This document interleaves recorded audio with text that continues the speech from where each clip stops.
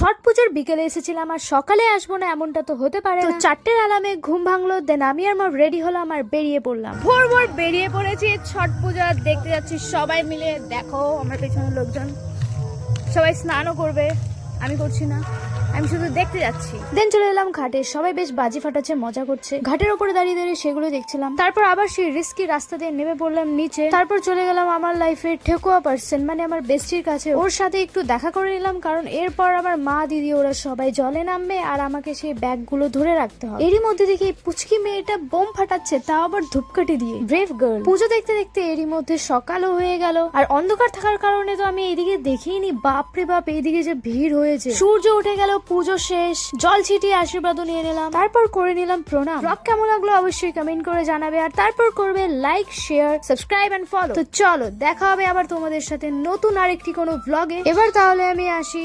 জয় ছট মা।